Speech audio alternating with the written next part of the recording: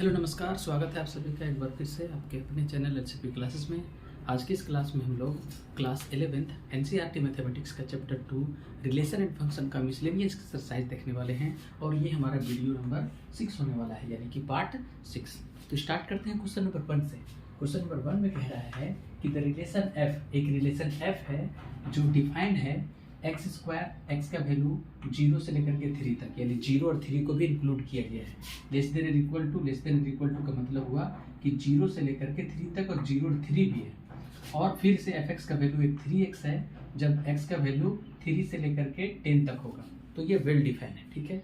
तो और एक दूसरा फंक्शन है g और उसको डिफाइन किया गया इस तरह से एक्स स्क्वायर, एक्स जी एक्स का वैल्यू एक्स स्क्वायर होगा जब x का वैल्यू 0 से लेकर के 2 तक होगा, और जी एक्स का 3x डिफाइन किया गया है जब x का वैल्यू 2 से लेकर 10 तक होगा, ठीक है।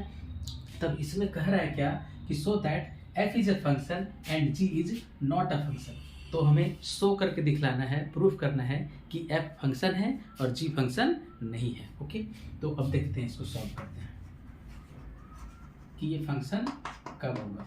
तो ये फंक्शन है, एक ठो को दिखाना फंक्शन है, मतलब कि उसका x के वैल्यू पे इमेज जो होगा अलग अलग इमेज मिलना चाहिए, है ना। नहीं, सेम इमेज, यूनिक इमेज मिलना चाहिए। अगर एक ही x के वैल्यू पे अगर दो अलग अलग इमेज मिलेगा तो वो फंक्शन नहीं होगा।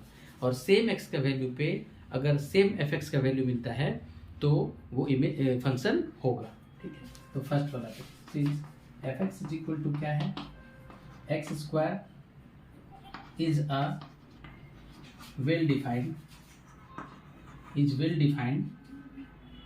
डिफाइंड किस पे, एट 0 से लेकर के x का वैल्यू 3 पे, and fx is equal to 3x is also well defined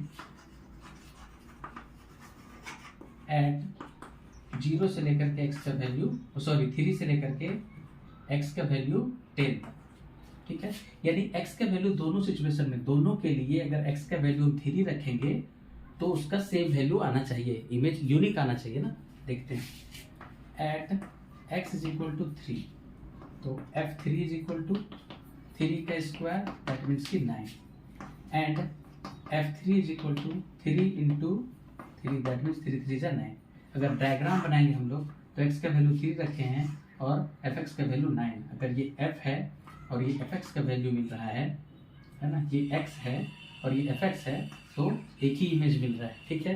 therefore f is a function, f क्या होगा, फंक्शन होगा। f क्या है, फंक्शन है, ये फंक्शन है। अब gx की बात करते हैं, तो gx इज इक्वल टू क्या है, x square, well defined function, well defined है ना, वेल डिफाइंड एट किस पे, 0 से लेके x का वैल्यू 2 तक, and gx is equal to कह रहा है 3x होगा, ये एक्स स्क्वायर है, also well defined at 2 से लेकर के x का वैल्यू कहाँ तक ले रहा है, 10 तक, ठीक है, 10 तक लिया हुआ है, वेल डिफाइंड। तो अब हम लोग निकालेंगे value at x is equal to 2, क्योंकि 2 का वैल्यू कॉमन है दोनों फंक्शन के लिए, तो at x is equal to 2, g2 निकालेंगे इस पे, तो 2 का स्क्वायर यानी 2 2 जा 4, एंड g2 निकालेंगे इस फंक्शन पे यानी 3 इंटू 2, तो 3 2 जा 6 मिला। तो हम लोग यहाँ पे क्या देख पा रहे हैं कि x का वैल्यू यहाँ पे और यहाँ fx का वैल्यू, यानी अगर हम वैल्यू 2 रख रहे हैं तो इसका 2 ठो इमेज मिल रहा है, एक वैल्यू मिला 4 और एक वैल्यू मिला 6। तो डेफिनेशन में हम लोग सीखे थे कि अगर किसी एलिमेंट का यूनिक इमेज ना मिलता हो, one and only one image मिलेगा, तभी उसको हम लोग फंक्शन बोले थे। अगर इसका 2 इमेज मिल रहा है ना, 2 का 4 भी है इमेज और 2 का 6 भी इमेज है, इसीलिए ये फंक्शन नहीं होगा। देयरफॉर लिख देंगे हम लोग कि g is not a function, g is not a function. तो हम लोगों ने यहाँ देखा कि ये जो फंक्शन fx है वो फंक्शन है, और एक रिलेशन gx जो डिफाइन किया है वो वेल डिफाइंड तो है, बट ये फंक्शन नहीं है, क्योंकि इसमें एक वैल्यू यहाँ था x का 2 और उस वैल्यू पे जो फंक्शन का वैल्यू जो आ रहा है अलग अलग आ रहा है ना। तो एक ही वैल्यू पे अलग अलग इमेज आएगा तो उसको हम लोग फंक्शन नहीं बोलते हैं। आई होप कि मैं आपको मिसलेनियस एक्सरसाइज का फर्स्ट क्वेश्चन को अच्छे से समझा पाया। अब बढ़ते हैं नेक्स्ट क्वेश्चन की ओर। नेक्स्ट क्वेश्चन नंबर जो है हमारा 2 कह रहा है कि if fx is equal to x square, fx का वैल्यू x स्क्वायर है तो फाइंड करना है f of 1.1 minus f1 by 1.1 minus 1, यानी कि ये जो है उसका वैल्यू हमें फाइंड करना है। ठीक है, चलो फाइंड करते हैं। Since fx is equal to क्या गिवन है x स्क्वायर, तो हमें क्या चाहिए f 1.1, तो हम लोग निकाल लेते हैं f 1.1 इज इक्वल टू 1.1 का स्क्वायर, यानी मान लो कि 11 है, 11 का स्क्वायर करेंगे तो 121 होता है। 121 1 डिजिट के बाद डेसिमल है तो स्क्वायर में 2 डिजिट के बाद डेसिमल आ जाएगा। फिर f1 निकालना है, f1 निकाल लेते हैं। तो f1 का वैल्यू क्या हो जाएगा, 1 रखना पड़ेगा यहाँ पे, 1 का स्क्वायर दैट मीन्स कि 1 होगा। नाउ अब हमें जो वैल्यू चाहिए उसको लिखो और उस पर वैल्यू पुट करते हैं, माइनस f1 अपॉन 1.1 माइनस 1।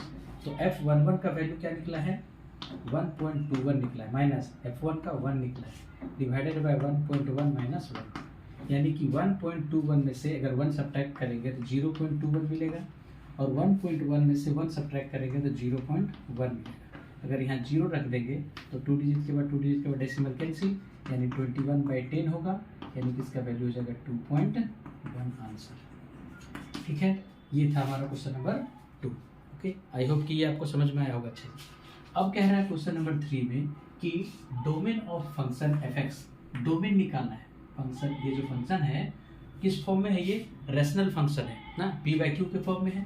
तो लिखेंगे इसका सॉल्यूशन में हम लोग कि for fx to be defined, fx को फंक्शन डिफाइंड होने के लिए डिनोमिनेटर कभी भी 0 नहीं होगा, यानी x square minus 8x plus 2 must not equal to 0। अब ये क्वाड्रेटिक इक्वेशन है, इसको फैक्टराइजेशन मेथड से स्प्लिटिंग द मिडिल टर्म तोड़ देंगे हम लोग, तो क्या हो जाएगा एक्स स्क्वायर माइनस 12 लाना है। ठीक है, और 12 लाना है, 6 दूनी 12 होता है ना, 6x minus 2x plus 12 should not equal to 0।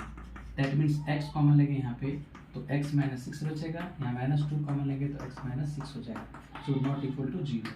और x माइनस 6 कॉमन ले लेते हैं तो x माइनस 2 बचेगा, should not equal to 0।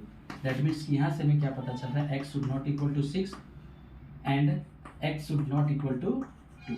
x का वैल्यू 2 और 6 नहीं होगा, बाकी सारा वैल्यू पे ये फंक्शन डिफाइन होगा। ठीक है, तो अब इसका डोमेन क्या हो जाएगा, देयरफॉर डोमेन क्या होगा, वो सारा रियल नंबर होगा, यानी x का जितना भी वैल्यू पे ये वैल्यू, x के सभी वैल्यू के लिए ये फंक्शन का वैल्यू हम फाइंड कर सकते हैं, यानी उसका इमेज हमें मिलेगा। तो डोमेन क्या होता है, set of value of fx at given point, यही ना होता है। तो उसमें जितना भी रियल नंबर है इसका वैल्यू आ सकता है, बट इसमें क्या नहीं होगा, 2 और 6 नहीं होगा, 2 और 6 नहीं होगा, 2 और 6 को सब्ट्रैक्ट कर लेंगे हम लोग, तो ये हो जाएगा हमारा क्या, डोमेन, किसका, इस गिवन फंक्शन का। आई होप कि ये क्वेश्चन भी आपको अच्छे से समझ में आया होगा। तो बढ़ते हैं हम लोग नेक्स्ट क्वेश्चन की ओर। क्वेश्चन नंबर 4 नहीं लिखे ना, लिखते पहले, चलो लिख दिए क्वेश्चन नंबर 4। अब इसमें कह रहा है find the domain and range of the real function defined by fx equal to this. अब ये जो है इसके लिए हमें डोमेन और रेंज फाइंड करना है। ठीक है, तो डोमेन और रेंज क्या होता है पहले बता चुके हैं डेफिनेशन में, अगर वो वीडियो आपने नहीं देखा है उस वीडियो को जाकर के बढ़िया से देख सकते हैं, उसमें मैंने समझाया है। तो डोमेन मैंने क्या किया था, डोमेन मैंने बताया था कि किसी भी फंक्शन में x का वैल्यू जो होता है, x का वैल्यू जिस पर किसी भी फंक्शन को डिफाइन करते हैं, तो जितना भी x का वैल्यू का सेट होगा वो डोमेन होता है, और x का वैल्यू पुट करने के बाद फंक्शन का जो वैल्यू का सेट होता है वो रेंज होता है। ठीक है, तो हमें इसका डोमेन और रेंज बताना है। तो देखो, तो since fx is equals to root under x minus 1 to be defined, इसको डिफाइंड होने के लिए function to be defined x minus 1 bracket की रूट के अंदर जो है should greater than equal to 0, negative वाला वैल्यू कभी भी नहीं आना चाहिए। ठीक है, ग्रेटर देन इक्वल टू 0 होना चाहिए, यानी कि x minus one is greater than equal to zero का मतलब हुआ कि अगर x का वैल्यू उधर ले जाएंगे तो क्या हो जाएगा, greater than equal to zero, इधर आ जाएगा प्लस वन, यानी कि x का वैल्यू क्या होना चाहिए, greater than equal to one होना चाहिए। x का वैल्यू क्या होना चाहिए, greater than equal to one होना चाहिए। देयरफॉर अगर हम डोमेन की बात करेंगे, तो x से वैल्यू क्या होना चाहिए, वन से value x greater than equal to one का मतलब हुआ वन भी हो सकता है और वन से बड़ा वैल्यू होना चाहिए। तो वन को हम लोग क्या रखेंगे, क्लोज ब्रैकेट में रखेंगे, कॉमा देकर के कहाँ तक होगा, इन्फिनिटी तक होगा। इसको हम लोग ओपन ब्रैकेट में रखें क्योंकि इन्फिनिटी तो वैल्यू हो नहीं सकता है ना, कभी भी ये हम लोग क्लोज कभी नहीं करते इन्फिनिटी का। तो ये हमारा हो गया डोमेन फॉर दिस फंक्शन, ठीक है ना। अब हमें क्या निकालना है, रेंज निकालने के लिए हमें क्या करना पड़ेगा, लेट करना पड़ेगा। जो ये पूरा फंक्शन है इसी का वैल्यू निकालना है ना, तो लेट कर लेंगे इसको, let y is equal to root over x minus one, और इसी का वैल्यू हमें निकालना है, यानी कि y square is equal to क्या हो जाएगा, एक्स माइनस वन। और यहाँ से x का वैल्यू निकालेंगे तो x का अगर हम वैल्यू निकालें यहाँ से तो ये इधर आ जाएगा वाई स्क्वायर प्लस वन हो जाएगा। x का वैल्यू क्या हो जाएगा, वाई स्क्वायर प्लस वन हो जाएगा। अब ये x का वैल्यू को हम लोग कहाँ रख देंगे, यहाँ पे रख देंगे, x का वैल्यू इसमें रख देंगे, है ना। इसको इक्वेशन वन बोल देते हैं, है ना। तो from equation one x minus one greater than equal to zero होना चाहिए। दैट मीन्स कि यहाँ पे x का जो वैल्यू इसको यहाँ पुट करो, यानी y square plus one minus one is greater than equal to zero. यहाँ से plus one minus one cancel हो जाएगा, यानी वाई स्क्वायर क्या होगा, greater than equal to zero, ठीक है। वाई स्क्वायर का value greater than equal to zero का कहने का मतलब हुआ कि यहाँ से y का वैल्यू क्या हो जाएगा, y का value greater than equal to zero होगा, ठीक है, क्योंकि जीरो का स्क्वायर क्या होता है, जीरो ही होता है। तो y का वैल्यू क्या होगा, greater than equal to zero होने वाला है। तो ये जो y का वैल्यू निकला है ये पूरा y माने थे ना, यानी इसी का वैल्यू है। देयरफॉर रेंज क्या हो जाएगा, रेंज जो हमारा होगा greater than equal to zero, यानी जीरो को भी इंक्लूड करना है और ग्रेटर यानी इन्फिनिटी तक जाएगा। ये हो गया हमारा इसका इस फंक्शन का, ये जो गिवन फंक्शन है जिसका हमें डोमेन और रेंज निकालना था, उसका डोमेन हो गया वन से लेकर इन्फिनिटी तक और इसका रेंज हो गया जीरो से लेकर के इन्फिनिटी तक। आई होप कि मैं आपको ये भी क्वेश्चन अच्छे से समझा पाया। बढ़ते हैं नेक्स्ट क्वेश्चन की ओर, question number 5। Okay, question number 5 कह रहा है कि find the domain and range of the real function f defined by fx is equal to mod of x minus one. Mod of x minus one कहने का मतलब हुआ, अच्छा domain क्या होगा, x का वैल्यू तो कुछ भी रख सकते हैं, रियल फंक्शन है ना, ये रियल फंक्शन है तो रियल वैल्यू कोई भी रख सकते हैं x का वैल्यू। इसका डोमेन क्या हो जाएगा, डोमेन क्या हो जाएगा, रियल नंबर हो जाएगा। जितना भी रियल नंबर का सेट होगा सब पे ये फंक्शन डिफाइंड हो जाएगा, ठीक है। अच्छा रेंज क्या होगा, रेंज होने के लिए क्या होना चाहिए, इसका वैल्यू यानी x माइनस वन का जो वैल्यू होगा वो सब इसका रेंज हो जाएगा। तो लिख देंगे value of mod of x minus one. तो अगर रियल नंबर में हम लोग कुछ भी वैल्यू यहाँ रखेंगे, x का कोई भी रियल नंबर यदि वन रखेंगे तो जीरो आ जाएगा, तो जीरो भी होगा, और नेगेटिव वैल्यू भी रखेंगे यहाँ पे तो पॉजिटिव ही वैल्यू देगा।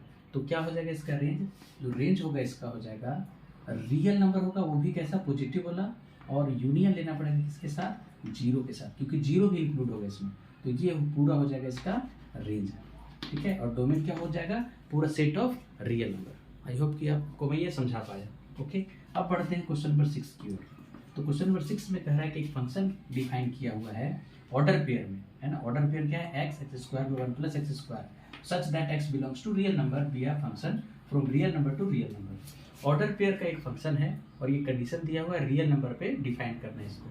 तो कह रहा है इसका रेंज बताइए क्या होगा, है ना। इस फंक्शन का रेंज बताना है। रेंज माने कि इसका वैल्यू, तो x का वैल्यू क्या हो जाएगा, रियल नंबर पे डिफाइन किया हुआ है ना, तो जितना भी रियल नंबर इसमें रखेंगे, लेकिन कंडीशन क्या होना चाहिए कि 1 प्लस एक्स स्क्वायर, पहले इनको लेट कर लेते हैं, let y is equal to x square upon 1 by x square, ठीक है। इसको पूरा y मान लेते हैं और ये y का वैल्यू क्या होना चाहिए, पॉजिटिव आना चाहिए।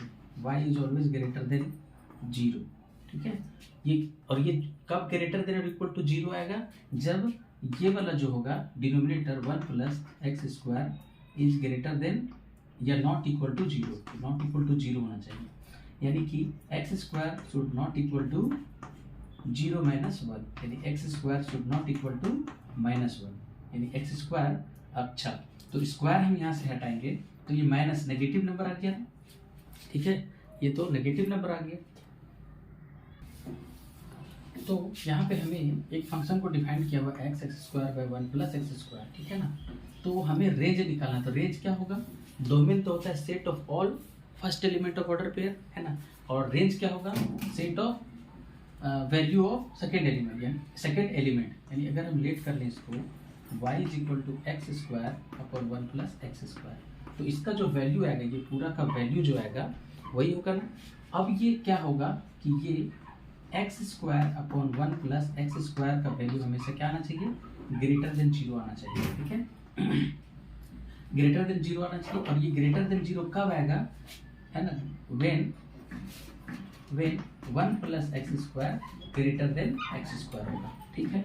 अब हम क्या करेंगे, डिवाइड कर देंगे दोनों तरफ वन बाई एक्स स्क्वायर से, वन प्लस एक्स स्क्वायर से। तो यहाँ ऐसा करने पे क्या हो जाएगा, ये कट करके वन आ जाएगा ग्रेटर देन, और ये हो जाएगा क्या, y का वैल्यू, यानी कि y is less than one, y is less than one. y का वैल्यू हमेशा क्या होगा, वन से लेस आएगा। जब भी ये हम वैल्यू निकालेंगे x के, जितना भी रियल नंबर है हम उसका वैल्यू पुट करेंगे तो y का वैल्यू क्या हो जाएगा, लेस देन वन होगा, और जीरो भी आएगा, क्योंकि x का वैल्यू अगर हम जीरो रखते हैं तो zero upon one plus zero यानी जीरो भी होगा।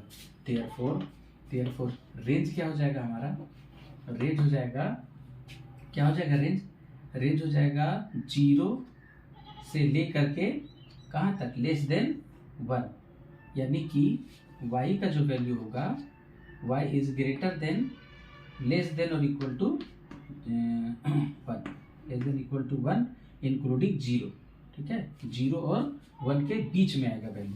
तो इसको हम लोग लिखेंगे कैसे, ऐसे लिख सकते हैं, जीरो इंक्लूड करेंगे और वन तक, ठीक है, लेस देन वन यानी ओपन ब्रैकेट होगा, ये वैल्यू हो जाएगा हमारा किसका, रेंज निकलेगा ये जीरो से लेकर के वन तक। आई होप कि मैं आपको ये समझा पाया। नेक्स्ट क्वेश्चन की ओर चलते हैं।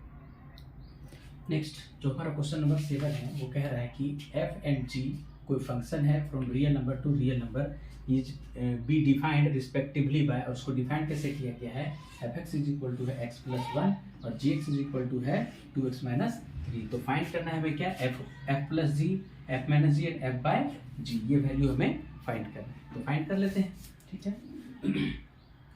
तो हम लोग लिखेंगे कैसे, इसको सॉल्व कैसे करेंगे। सॉल्व करने के लिए हमें निकालना पड़ेगा सॉल्यूशन।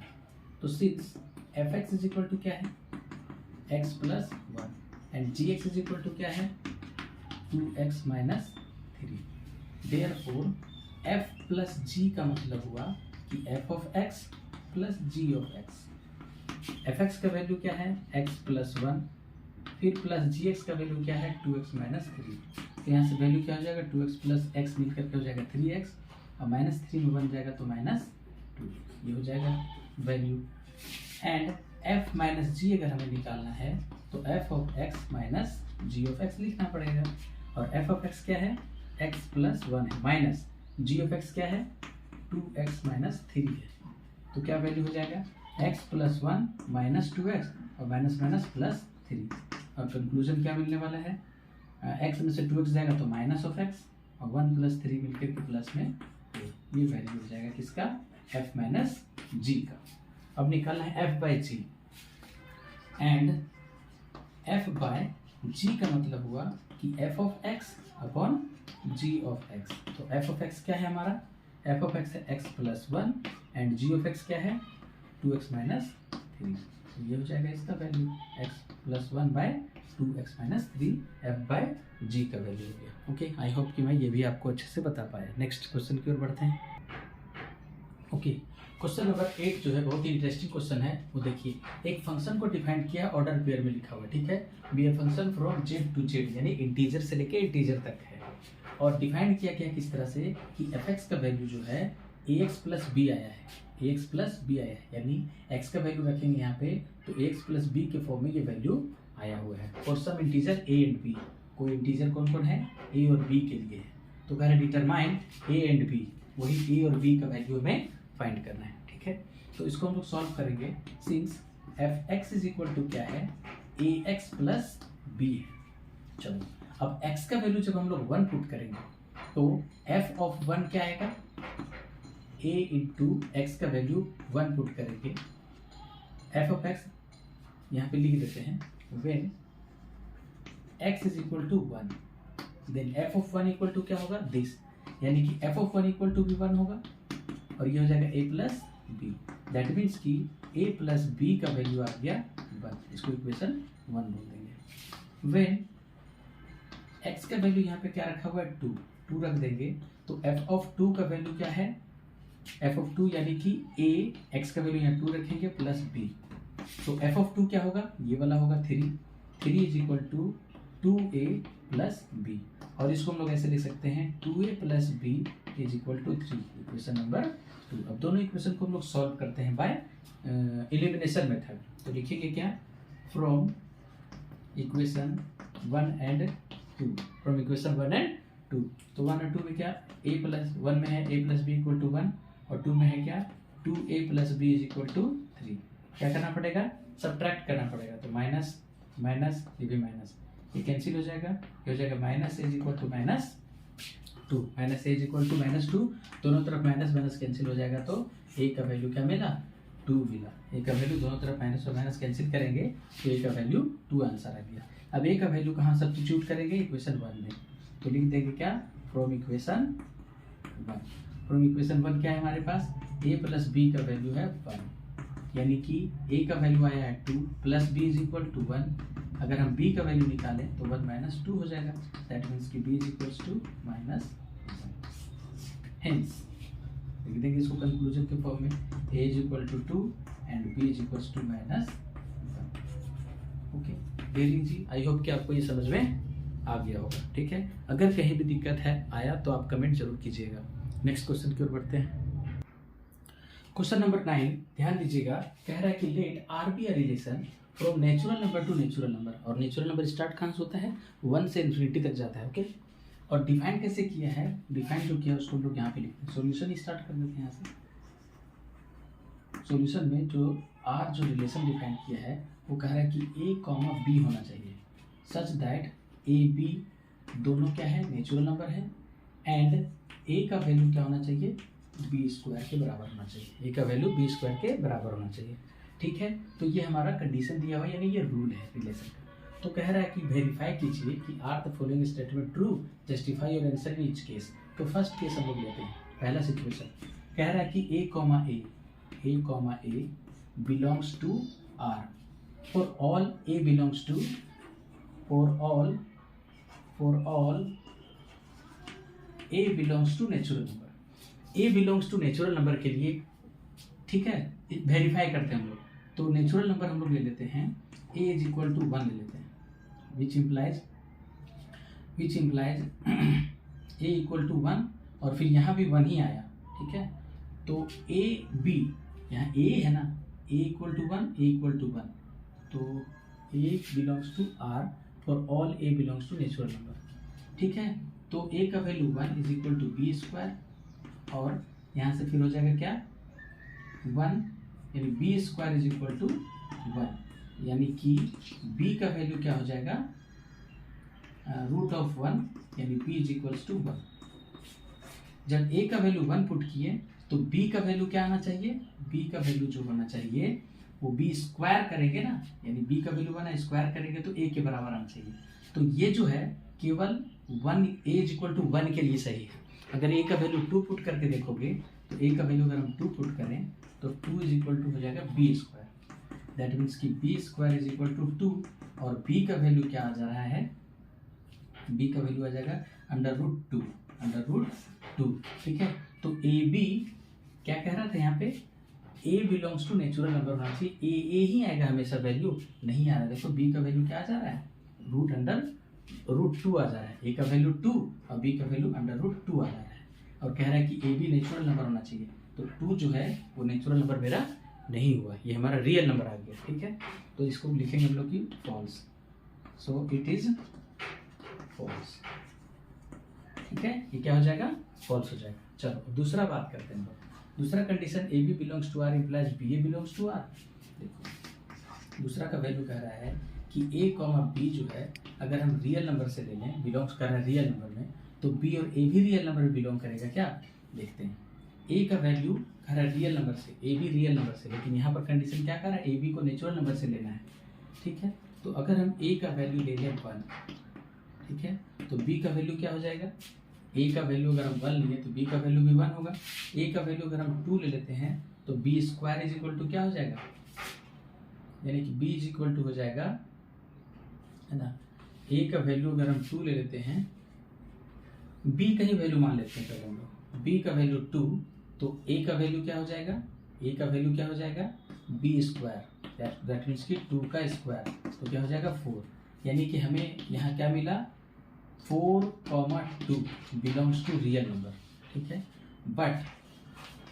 बट यहाँ कह रहा है कि b a belongs to real number होगा क्या, बी ए कहने का मतलब हुआ कि अगर हम ए का वैल्यू 2 ले रहे हैं, ठीक है, तो बी का वैल्यू क्या हो जाएगा ए स्क्वायर, बी का वैल्यू क्या हो जाएगा ए स्क्वायर, यानी कि 2 का स्क्वायर यानी कि 4। बट सिंस ए का वैल्यू बी स्क्वायर है, जो which is not same as b is equal to a square, b is equal to a square, ये जो है वो इसके कभी भी इक्वल नहीं होगा, therefore it is also false, it is false, ये भी स्टेटमेंट क्या हो गया, फॉल्स हो गया, इट इज फॉल्स। ओके, अब थर्ड की बात करते हैं हम लोग। ठीक है, तो थर्ड में क्या कह रहा है कि अगर ए बी बिलोंग कर रहा है रियल में, बी सी भी बिलोंग कर रहा है रियल नंबर में, तो क्या ए सी भी बिलोंग करेगा रियल नंबर में, तो इसको भी देख लेते हैं। ठीक है, थर्ड नंबर का हम लोग यहाँ कर लेते हैं। थर्ड नंबर जो कह रहा है कि अगर ए बी अगर हम वैल्यू ले लें, ए बी कोई वैल्यू ले लें, सपोज करो कि अगर हम बी का वैल्यू 2 ले लें, बी का वैल्यू 2, तो ये 4 हो जाएगा, 4 2 बिलोंग्स टू रियल नंबर। फिर कह रहा है कि बी सी अगर हम बात करेंगे तो सी का वैल्यू है ना, सी का वैल्यू यहाँ पर क्या हो जाएगा बी सी का मतलब हुआ कि बी सी यानी कि बी का वैल्यू और सी का वैल्यू क्या सेम होगा, b c belongs to real number.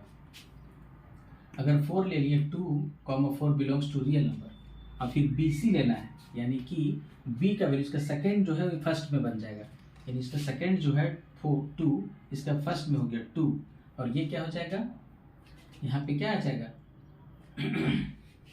यहाँ पे हो जाएगा रूट में, है ना, अंडर रूट क्या आ जाएगा 2 आ जाएगा, यहाँ पे बिलोंग्स टू रियल नंबर, जो कि सही नहीं है। अंडर रूट 2 कभी भी रियल नंबर नहीं हो सकता है ना, रियल नंबर ये है क्या, यहाँ नेचुरल नंबर, ये कंडीशन भी तो फॉलो करना पड़ेगा हमें, ए बी हमें नेचुरल नंबर से लेना पड़ेगा, तो बी के बदले अगर यहाँ पर सी रूट 2 आ रहा है, does not belongs to natural number लिखना पड़ेगा, ये रियल नंबर तो है लेकिन नेचुरल नंबर नहीं है। इसका इम्प्लाइज कर रहा है ए और सी, यानी इसका ए और c, a comma root 2 does not belongs to natural number, therefore it is false, it is false, ये भी क्या हो जाएगा फॉल्स हो जाएगा। अंडरस्टूड, आई होप मैं आपको ये समझा पाया। बढ़ते हैं नेक्स्ट क्वेश्चन की ओर।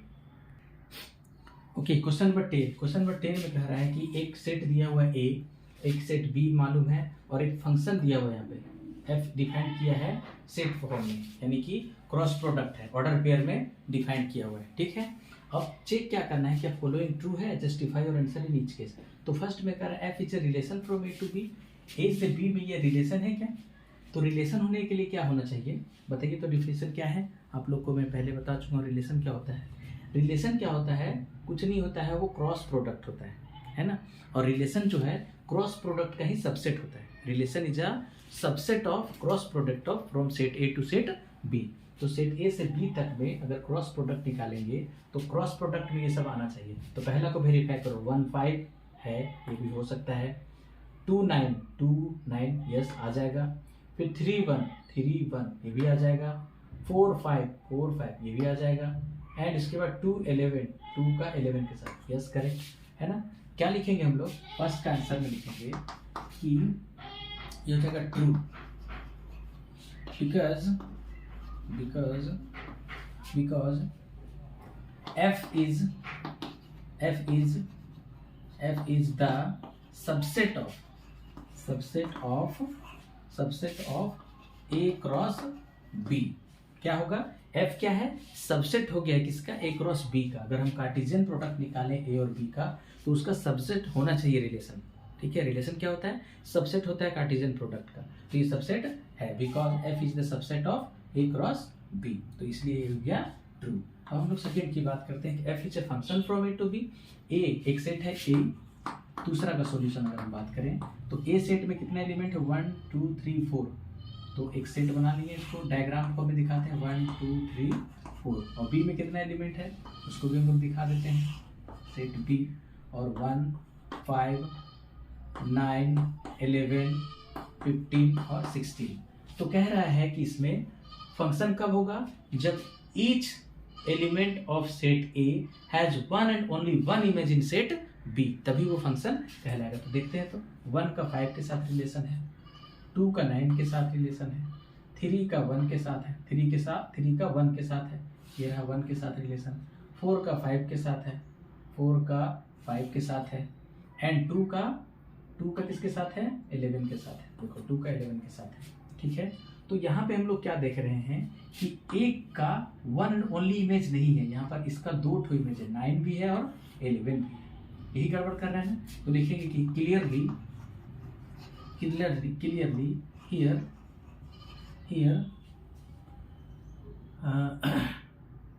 here 2 has more than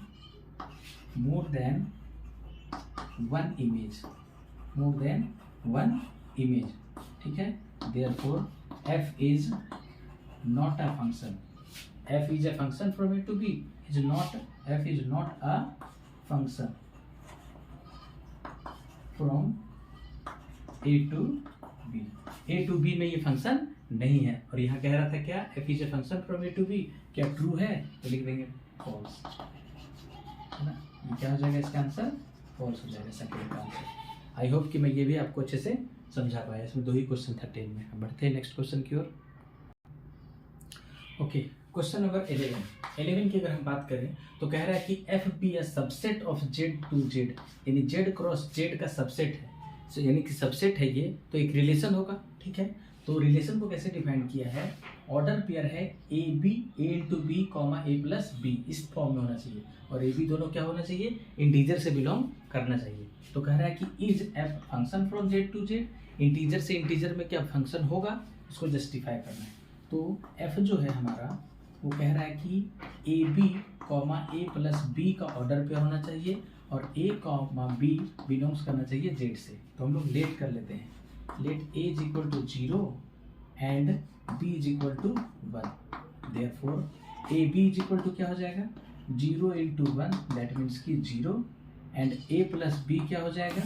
A plus B हो जाएगा 0 प्लस 1 यानी कि 1 होगा। ठीक है, फिर क्या करते हैं? Let a is equal to 1 and b is equal to भी 1। देयरफॉर ए बी क्या हो जाएगा? ए बी हो जाएगा क्या? 1 इंटू 1, दैट मीन्स कि 1, एंड ए प्लस बी क्या मिलने वाला है? 1 प्लस 1 यानी कि 2। ठीक है, अब देखो तो यहाँ पे हम लोग क्या लिए हैं? ए का वैल्यू यहाँ 0 लिए और बी का वैल्यू 1, तो ए बी 0 और 1 आया। ठीक है, अब यहाँ ए का वैल्यू जब हम 1 लिए हैं और बी का भी वैल्यू 1 लिए हैं तो 1 और 2 आया है। ठीक है, अब और क्या करते हैं? Let a is equal to फिर से 1 लेते हैं and b is equal to लेते हैं दूसरा कुछ। ठीक है, ए का वैल्यू फिर बी का वैल्यू 2 लिए, देयरफॉर ए प्लस ए इंटू बी निकालेंगे तो हो जाएगा क्या? 1 इंटू 2, 1 इंटू 2 यानी कि 2, एंड ए प्लस बी निकालेंगे तो 1 प्लस 2 यानी कि 3 आएगा। अब इसको हम समझते हैं इससे, क्या करते हैं? एरो डायग्राम से। एक सेट मिला हमारा इंटीजर का, ये भी हमारा सेट मिला है इंटीजर का। ठीक है, और इंटीजर में हम लोग क्या क्या लिए थे? ए बी, है ना। ए बी जो आया है हमारा वो 0, फिर यहाँ पे ए बी क्या लिए हैं? 1, फिर यहाँ ए बी जो आया है क्या आया है? 2 आया है।